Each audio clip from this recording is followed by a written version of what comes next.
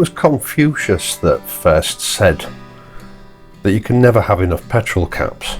Or was it the little guy with the goatee beard out of Kung Fu? I forget now. It's no secret that I regard petrol caps as something of a fashion accessory on the bike, and I have several, suitable for all occasions. After all, the last thing you want to do is turn up somewhere wearing a completely inappropriate petrol cap. And today I'm going to show you my latest acquisition. It's a rather lovely flush-fitting petrol cap from British Customs. It's nothing new, they've been around for a while, but you quite simply don't see many around. And for the life of me, I can't think why.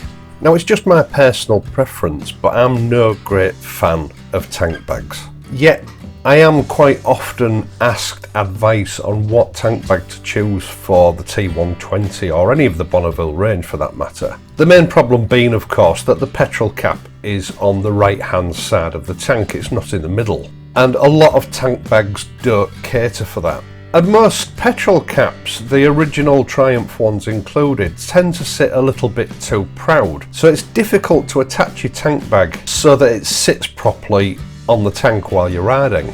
Now, I'm constantly asked what manufacturer or model would be the most suitable for the Bonneville range. And of course, the only manufacturer that has taken this quirk into account is Triumph, with their waxed cotton tank bag that scratches your tank and has all the water repellent properties of a lady's handkerchief. So when I first saw this flush-fitting petrol cap, it immediately struck me that this would be the answer to a lot of people's prayers. Okay, it's not completely flush-fitting, but of all the petrol caps that I've seen, it's the lowest profile petrol cap I've seen. It looks really nice, and the design is pure genius. It's a simple one-hand operation. In the centre of the cap there's a large button. You simply press it down and twist it anti-clockwise. And here, presto, the nailed button pops up. You're then free to unscrew the cap and fill up your tank. Once you've screwed the cap back on, it's the exact reverse. You press the button down and you turn it with your thumb clockwise and the button locks back in place. Now, this is a typical British Customs product, where the quality is admired long after the price has been forgotten. As far as I can tell, this is chrome-plated aluminium, and the aluminium looks to have been CNC machined. The locking mechanism is actually quite simple. There's obviously a spring hidden away somewhere inside that large button, and there's a steel pin on the inside that holds everything in place. When you press the button down, the steel pin is released from two notches in the cap. Then twisting and releasing the button allows the pin to locate in a second set of notches, holding the button up and locking it in place. Closing it is the reverse of this. Now, this is a fully vented cap, and it will fit most of the water-cooled twins as well as the previous air-cooled twins. And for proper sealing, it's fitted with a large chunky O-ring. The finish on this cap inside and out is perfect. The threads have been cut very precisely, and the addition of a smooth chrome coating means that the operation of screwing it in and out of your fuel tank is silky smooth.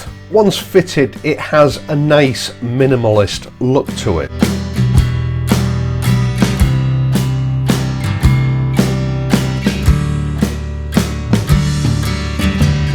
A sort of an angular saucer shape. Some might think that this is too modern a look for the Bonneville, but I still think that it holds a sort of a vintage charm, especially when you release the button. Now, this is going to appeal to some people and not to others. I fully appreciate that.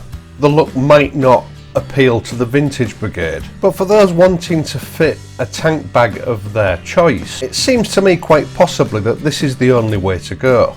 Now, I will leave a link to British Customs website on the video's description down below. I hope that you've enjoyed this video and that you found it useful. If you have enjoyed this video, please leave a like and subscribe to my channel. I'm going to be back next Wednesday, where we'll complete the makeover of the back end of the T100 Payday Projects bike, where we'll finally be getting rid of that hideous rear mudguard and fitting a tail tardy and a new light. Until then, please ride safely, and I'll see you next time.